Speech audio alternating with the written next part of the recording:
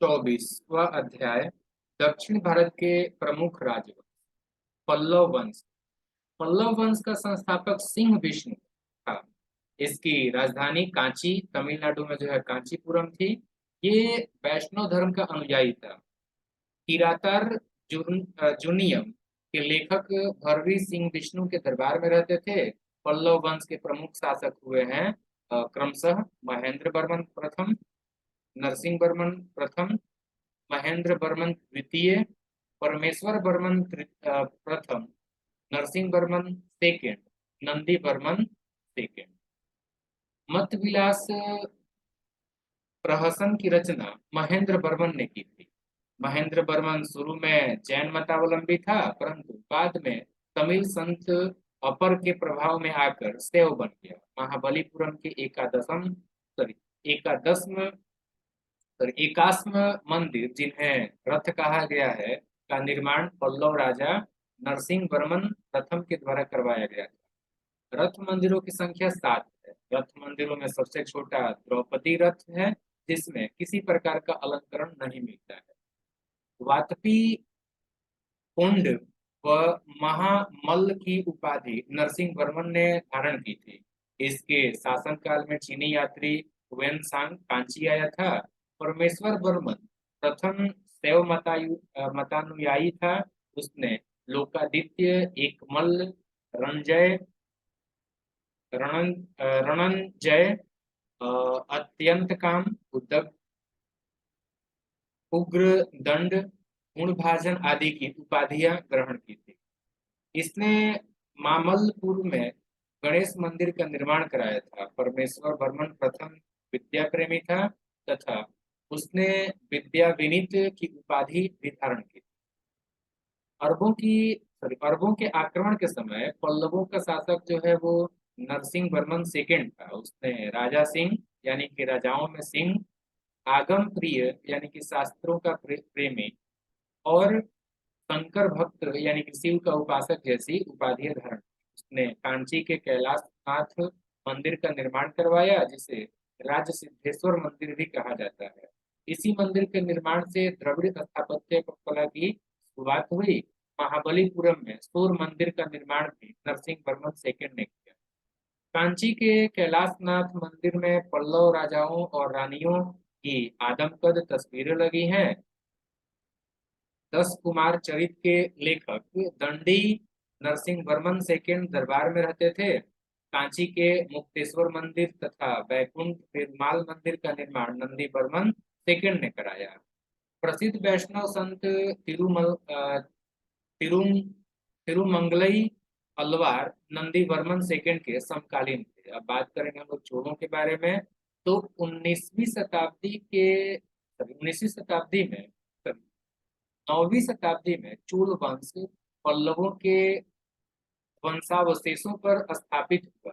इस वंश के संस्थापक विजयालय थे, जिसकी राजधानी तंजाय या फिर जो है तंजौर या तंजाउर था। तंजाउर का वास्तुकार कुंजर मलन राजराज पेरुथ चंद था।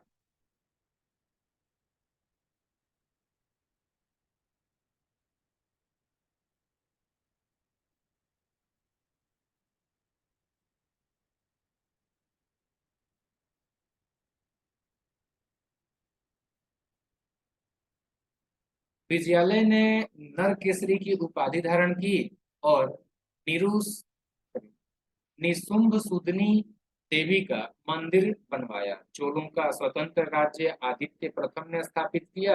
पल्लवों पर विजय पाने के उपरांत आदित्य प्रथम ने उदंड राम की उपाधि धारण की। तकोलम तकोलम के युद्ध में राष्ट्रकूट नरेश कृष्ण सेकेंड ने परांतक फर्स्ट को पराजित किया। इस युद्ध में परांतक फर्स्ट का बड़ा लड़का राजादित्य मारा गया। राजराज प्रथम ने श्रीलंका पर आक्रमण किया। वहां के राजा महिम आइप यानी कि महिम पंचम को भागकर श्रीलंका के दक्षिण जिला रोहण में शरण लेनी पड़ी।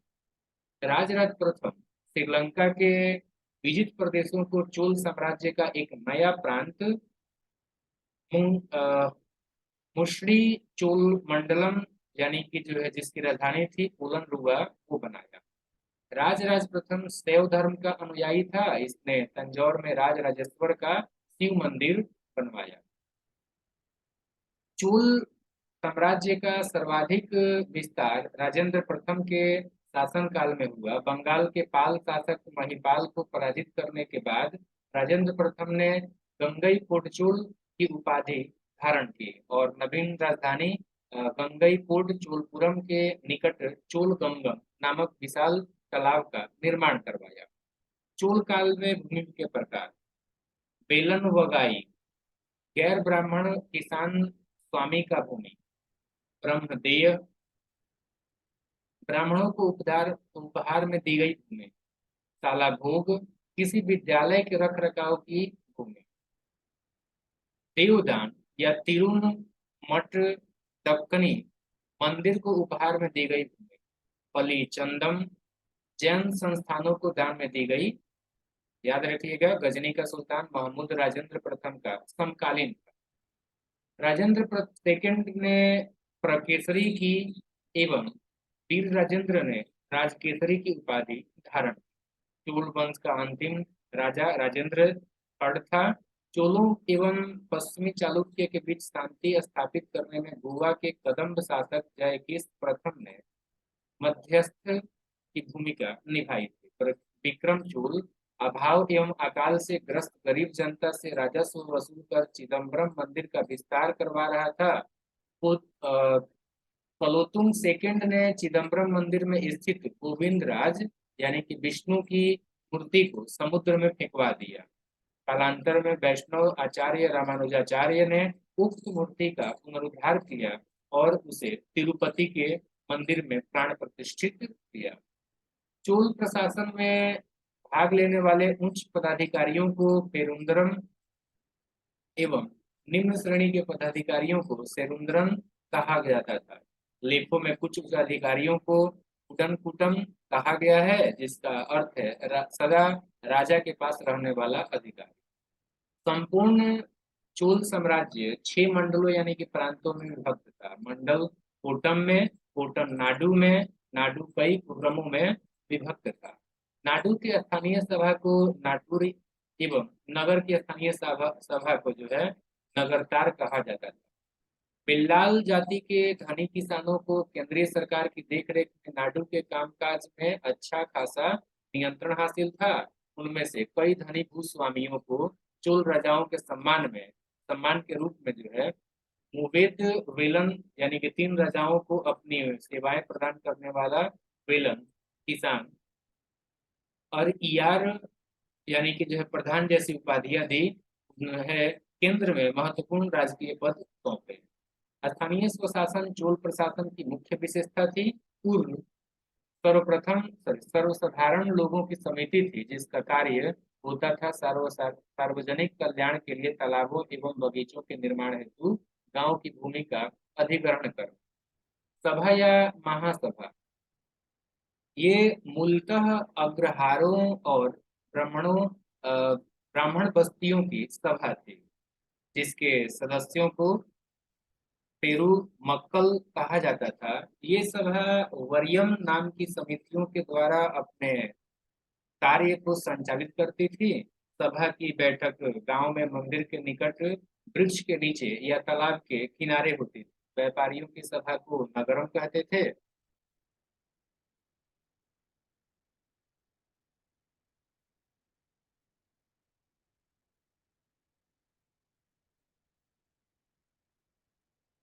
चोल काल में भूमि कर उपज का 1/3 भाग हुआ करता था। गांव में कार्य समिति की सदस्यता के लिए जो वेतन भोगी कर्मचारी रखे जाते थे, उन्हें मध्यस्थ कहते थे। अब बात करते हैं उत्तर मेरूर अभिलेख के अनुसार सभा की सदस्यता। सभा की सदस्यता के लिए इच्छित लोगों को ऐसी भूमि का स्वामी होना चाहिए जहां से भू राजस्व वसूला जाता है। उनके पास अपना घर होना चाहिए। उनकी उम्र 35 से 70 वर्ष के बीच होनी चाहिए। उन्हें वेदों का ज्ञान होना चाहिए। उन्हें प्रशासनिक मामलों की अच्छी जानकारी होनी चाहिए।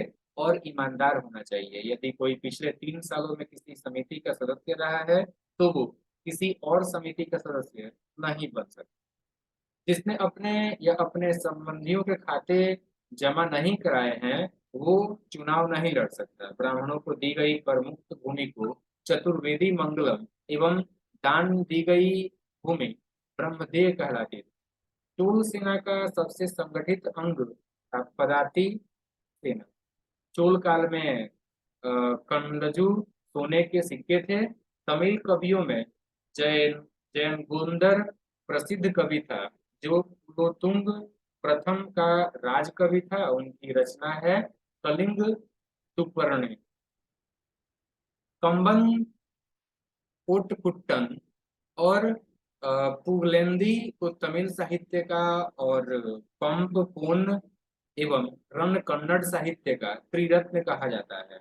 परसी गाउन ने तंजौर के बृहदेश्वर मंदिर के विमान को भारतीय वास्तुकला का निष्कर्ष माना है।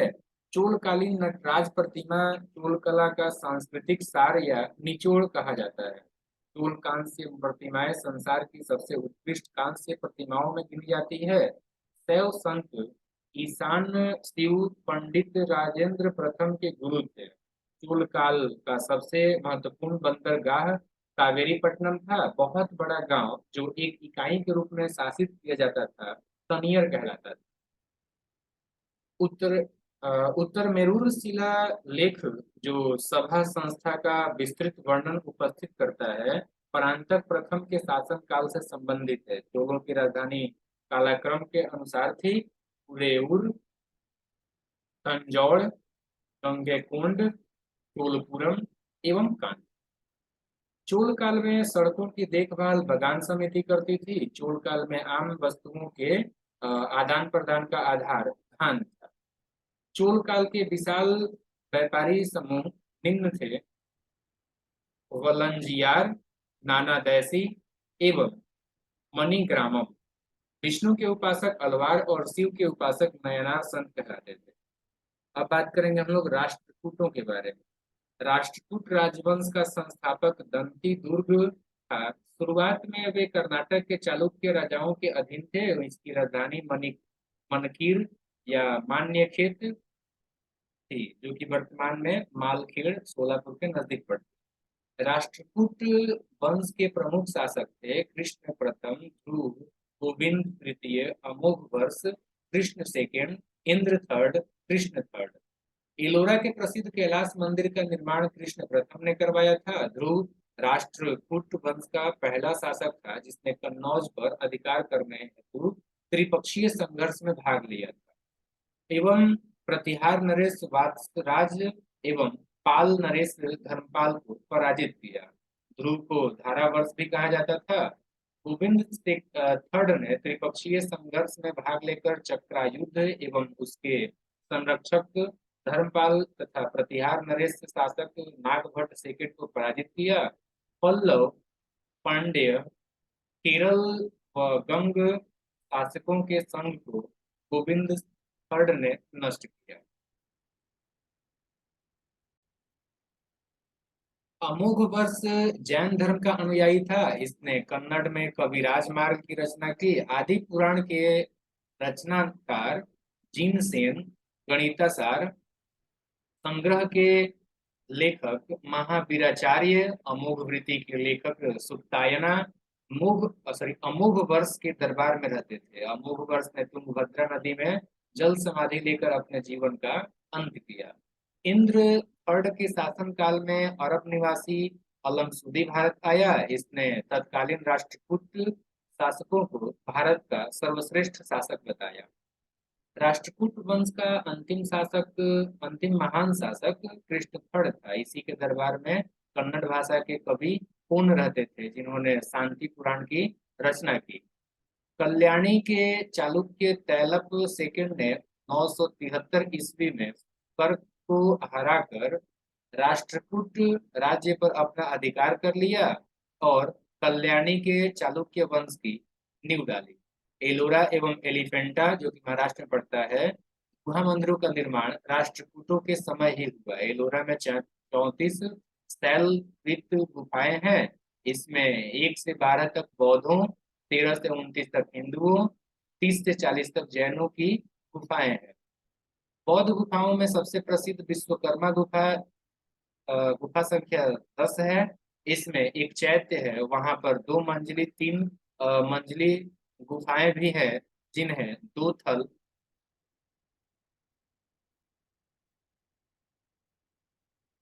तथा 3 थल नाम दिया गया है। एलोरा की गुफा 15 में विष्णु को नरसिंह अर्थात पुरुष सिंह के रूप में दिखलाया गया है। याद रखिएगा कि एलोरा गुफाओं का सर्वश्रेष्ठ उल्लेख फ्रांसीसी यात्री थेविनेट ने 17वीं शताब्दी में किया था। राष्ट्रकूट, शैव, वैष्णव, शाक्य शाक्त संप्रदायों के साथ साथ जैन धर्म के भी उपासक थे। राष्ट्रकूटों ने अपने राज्यों में मुसलमान व्यापारियों को बसने तथा इस्लाम के प्रचार की स्वीकृति दी थी। अब बात करेंगे हम लोग चालुक्य वंश यानी कि कल्याणी के बारे में। कल्याणी के चालुक्य वंश की स्थापना तैलप सेकंड ने की थी और इनकी राजधानी थी मान्यखिल। चालुक्य वंश कल्याणी के प्रमुख शासक हुए हैं तैलप प्रथम, तैलप द्वितीय, Vikramaditya, Jaisingh, Someshwar, Someshwar second, Vikramaditya fourth, Someshwar third, Tailap third. Someshwar प्रथम ने मान्यखेड़ से राजधानी हटाकर कल्याणी यानी कि कर्नाटक को बनाया। इस वंश का सबसे प्रतापी शासक विक्रमादित्य फोर्थ था। बिल्हण एवं विज्ञानेश्वर विक्रमादित्य फोर्थ के दरबार में रहते थे। मिताक्षरा हिंदू विधि ग्रंथ याज्ञवल्क्य स्मृति पर व्याख्या नामक ग्रंथ की रचना महान विधिवेता ज्ञान सॉरी विज्ञान सॉरी विज्ञानेश्वर ने की थी। विक्रमांक देवचरित की रचना बिल्हण ने की थी। इसमें विक्रमादित्य फोर्थ के जीवन पर प्रकाश डाला गया है। अब बात करेंगे हम लोग चालुक्य वंश, जो कि वातापी के थे। जय सिंह ने वातापी के चालुक्य वंश की स्थापना की, इस जिसकी राजधानी वातापी यानी कि बीजापुर के नजदीक थी। इस वंश के प्रमुख शासक थे Pulakeshin second sorry Pulakeshin first, Kirtivarman, Pulakeshin second, Vikramaditya, Vinayaditya एवं विजयादित्य। इनमें सबसे प्रतापी राजा जो है पुलकेशिन सेकंड था। महाकूट स्तंभ लेख से प्रमाणित होता है कि पुलकेशिन सेकंड बहुसुवर्ण एवं अग्नि अग्निस्टोम यज्ञ संपन्न करवाया था। जिनेन्द्रिय का मोगुती मंदिर पुलकेशिन सेकंड ने बनवाया था। पुलकेशिन सेकंड ने हर्षवर्धन को हराकर परमेश्वर की उपाधि धारण की थी। इसने दक्षिणा पथेश्वर की जो है उपाधि भी धारण की थी। पल्लव वंशी शासक नरसिंह वर्मन प्रथम ने पुलकेशिन सेकंड को लगभग 642 ईस्वी में परास्त किया और उसकी राजधानी बादामी पर भी अधिकार कर लिया। संभवतः इसी युद्ध में पुलकेशिन सेकंड जो है मारा गया। इसी विजय के बाद नरसिंह वर्मन ने वातापी कोड की उपाधि धारण की। एहिल अभिलोक का संबंध पुलकेशिन सेकंड से है। लेखक हैं रवि कीर्ति। अजंता के एक गुहा चित्र में फारसी दूत मंडल को स्वागत करते हुए पुलकेशिन सेकंड को दिखाया गया है। वातापी का निर्माणकर्ता कीर्तिवर्मन को माना जाता है। मालवा को जीतने के बाद विनयादित्य ने सकलोतर पथनाथ की उपाधि धारण की। विक्रमादित्य सेकंड के शासनकाल में दक्कन में जो है अरबों का आक्रमण किया। अब अरबों ने जो है आक्रमण किया। इस आक्रमण का मुकाबला विक्रमादित्य के भतीजा पुलकेशी ने किया। इस अभियान की सफलता पर विक्रमादित्य सेकंड ने इसे अवनिजना त्रय की उपाधि प्रदान की। विक्रमादित्य सेकंड की प्रथम पत्नी लोक महादेवी ने पट्टदकल में विरूपाक्ष महादेव मंदिर और उसकी दूसरी पत्नी त्रैलोक्य देवी ने त्रैलोकेश्वर मंदिर का निर्माण करवाया। इस वंश का अंतिम राजा कीर्तिवर्मन द्वितीय था। इसे इसके सामंत दंती दुर्ग ने परास्त कर एक नए वंश राष्ट्रकूट वंश की स्थापना की। ऐहोल को मंदिरों का शहर कहा जाता है। चालुक्य वंश का बात करें वेंगी के बारे में, तो वेंगी जो है वो वेंगी के चालुक्य वंश का संस्थापक विष्णुवर्धन था। इसकी राजधानी वेंगी आंध्र प्रदेश में थी। इस वंश के सबसे प्रतापी राजा विजयादित्य तृतीय था, जिसका सेनापति पांडुरंग था।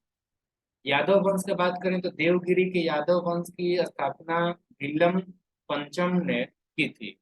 इसकी राजधानी देवगिरी थी। इस वंश का सबसे प्रतापी राजा सिंहण इस वंश का अंतिम स्वतंत्र शासक रामचंद्र था, जिसने अलाउद्दीन के सेनापति मलिक कफूर के सामने आत्मसमर्पण किया। होयसल वंश की बात करें तो द्वार समुद्र के होयसल वंश की स्थापना विष्णुवर्धन ने की थी। होयसल वंश यादव वंश की एक शाखा थी। बेलूर में चेन्ना केशव मंदिर का निर्माण विष्णुवर्धन ने 1117 में किया था। होयसल वंश का अंतिम शासक वीरबल्लाल तृतीय था, जिससे मलिक काफूर ने हराया था।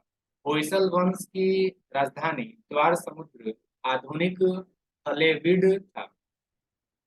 कदम्ब वंश की बात करें तो कदम्ब वंश की स्थापना मयूर शर्मन ने की थी। कदम्ब वंश की राजधानी वनवासी था।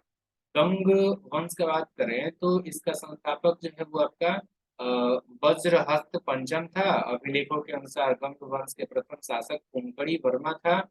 गंगों की प्रारंभिक राजधानी कुवलाल यानी कि कोलर थी, जो बाद में तलकाड़ हो गई। दत्तक सूत्र पर टीका लिखने वाला गंग शासक माधव प्रथम था। काकतीय वंश की बात करें तो काकतीय वंश का संस्थापक बीटा प्रथम था, जिसने नलगुंडा यानी कि जो है हैदराबाद में एक छोटे से राज्य का गठन किया, जिसकी राजधानी अमकोंड थी। इस वंश का सबसे शक्तिशाली शासक गणपति था। रुद्रमा देवी गणपति की बेटी थी, जिसने रुद्रदेव महाराज का नाम ग्रहण किया, जिसने 35 वर्ष तक शासन किया। गणपति ने अपनी राजधानी वारंगल में स्थानांतरित कर ली थी। इस राजवंश का अंतिम शासक प्रताप रुद्र था। धन्यवाद।